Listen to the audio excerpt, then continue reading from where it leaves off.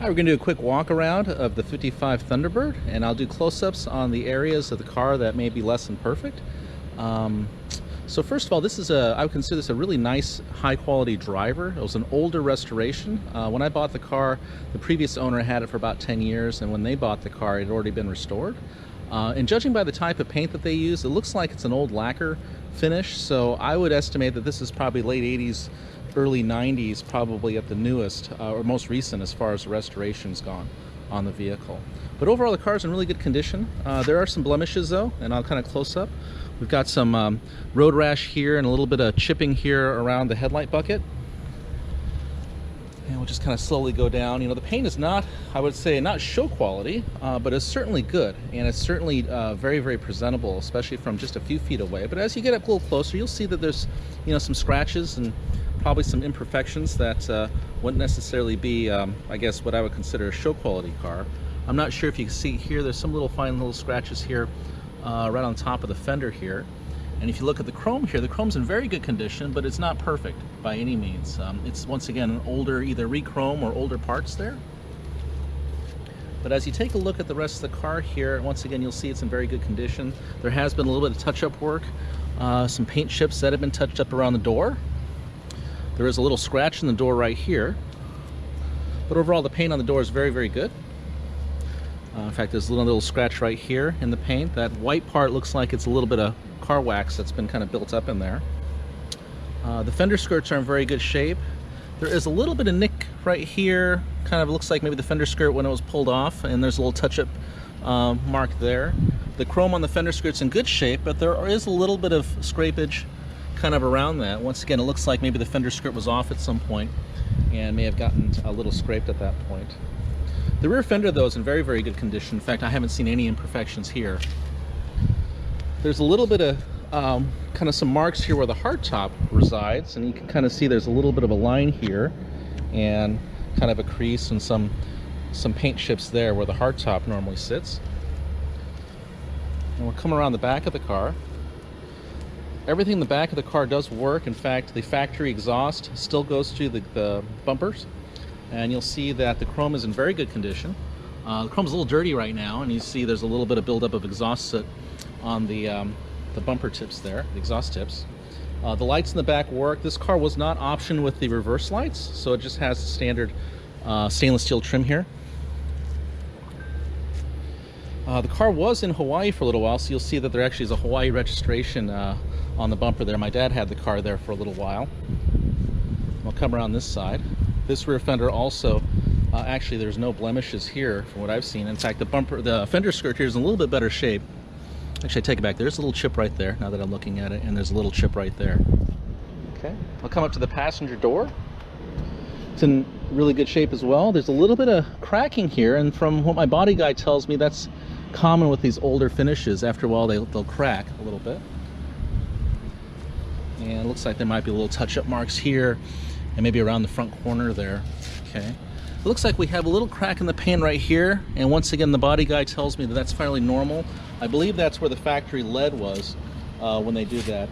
If you notice, I'm not sure if you guys know about Thunderbird, but this body is literally one piece. The factory actually welded the fenders and everything together, so you'll see there's no factory seams, but you'll see that there is some cracking there, I think where the stress happened, where they leaded the vehicle from the factory. We'll come up to the hood, and the hood here does have some touch-up around the hood edges here, and there's a little bit of, looks like a little chipping right there. Now we'll come to the front of the car. The paint is in very good shape. As you see, this headlight trim ring is a little bit better than the other one here. Might be a little bit of shrink back. I don't know if you can see that there, a little orange peel, and there's some little chipping right here from the looks of it. But overall, you'll see the car's in really good shape. Probably the worst of it, and I don't know if you can see this in the video here, there's a little bit of cracking right here in the paint, and there's some cracking right here as well. And once again, my body guy tells me that's common with the lead underneath, that'll actually, you know, have a little stress fracture there. Now, the body is solid. There's no tearing of the metal here. Once again, that's just more cosmetic, according to, you know, the experts that I use. And then if you look at the front bumper here, it's in very, very good shape. There's no dents, no wrinkles, and the chrome is in excellent shape. Okay. Even the hood scoop's actually in really good shape. The chrome looks fairly original. It's not, I would say, 100% perfect. There's slight, little bit of imperfection on it, but as you see, it's very, very presentable. Okay. The wheels and tires on the car are new. I had replaced those last year. I didn't care for the factory 15-inch steel, so I went up with the upgraded 17-inch American Racing aluminum wheels.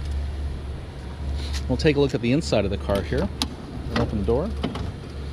The door panels and the upholstery, once again, part of an older restoration here. The trim looks original to me, and it's not perfect, but it's actually in very, very good condition considering the age. This is a 60-year-old car. The seat is very, very good shape here, and it's been reupholstered at some point in the original two-tone red and white. The dashboard as well looks like it's been reupholstered. The dashboard presents very, very well. In fact, we cleaned up the gauges, we replaced the plastics in the gauges, and also replaced the lights with LEDs. You'll notice I have a non-factory tachometer, and that's the reason why is because we had to run a non-factory distributor here to run with the fuel injection system. So we went ahead and swapped that out as well. The only imperfections here on the dash really is that the fabric or the vinyl on the dash is actually starting to come off. Looks like the glue's separating in some areas here. Now, you can't really tell. Fortunately, the way it's coming off, you can't notice it until you get really close on it. But for you guys that are perfect, you might want to have that re-glued at some point. The vinyl is in excellent shape, and it's relatively new. It's very soft and pliable. Okay. That's the Holley Sniper display down there, and one thing kind of cool we did is we designed it where it could be hidden away. It's actually on a little fold away bracket there, so if you don't want to see it or you kind of want to hide it, make it look a little more original, you could pull it away. You could also pull it out. It's actually on a magnetic base, so if you wanted to get it closer and read it, you could just pull it straight off, and there's a little magnet attachment here, okay, and just snaps in place. The radio has been replaced with an aftermarket unit. When I got the car, the radio didn't work, so we just replaced it with kind of a Thunderbird aftermarket unit. It works very well, and we also replaced the speakers here. We have dual speakers in the front here, so you can have true stereo, and there's a pair of box speakers behind the front seat here. Okay. The carpets look pretty fairly original. I'm sure they've been replaced when it was restored a while back. You'll notice there's some fading on the carpets, but the carpets are actually in very good condition. We also have some aftermarket floor mats here, as you could tell, but the carpets are in great shape. And I'll fold the seat forward. You'll notice that we have a tonneau cover, and in fact I have pictures of the tonneau cover in place in the gallery here. And this basically is just snaps in place and zips up. You could actually drive with the passenger side tonneau in place. This is the factory convertible cover here. This car is not equipped with the factory soft top, so you do have some storage. In fact, you can see those extra speakers that we have mounted back there as well. Go ahead and put that back. I'll just kind of fold that in temporarily. So I can put the seat back here. Now, most of the items in the interior work just fine here. So the car was equipped with power seats and power seat and power windows. This function all works here. This slides the seat forward and backwards. This operates the seat up and down. That's up and down. The power windows both work as well. This car was converted to 12 volts, so it actually starts and operates a lot easier than the original 6-volt system. As far as controls on the dash, tachometer works fine, the fuel gauge works fine, the oil and generator lights work fine. The factory coolant temperature is not hooked up. In fact, it'll max out at hot. The reason why is because the Holley Sniper actually has its own coolant gauge on it, so we just went ahead and bypassed that and ran it through the Sniper. The factory clock does work. In fact, I know it works because we actually sent it out to have it repaired by one of the few guys that can still repair those original style clocks. Light controls work, fresh air vent works. The wipers and the lighter, they're actually not hooked up right now. This car is actually a fair weather car, so I don't smoke and I never drive it in the rain. The dome light also is not hooked up right now, as well as the heater controls. We live here in Southern California, and this car was in Hawaii for many years before I got it, so never bothered to hook up the heater. The glove box is over there, and just like any glove box, it works. You push that little chrome button, the thing pops down, and it functions. And then over there on the other door, we have the power window switch, as well as the door handle and door lock. And once again, those function just fine. Okay. Go ahead and close the door. Oh, actually looks like there might be a little more paint imperfection here. We have a little bit of, looks like a little bit of maybe chipping or scratching there around the chrome trim. I'll walk around a little bit more. Here's the gas door flap, and basically it just sits open. You got the gas tank controls there. This is the keyhole for the trunk, and that works just fine. And that's it. That's the 55. Thank you.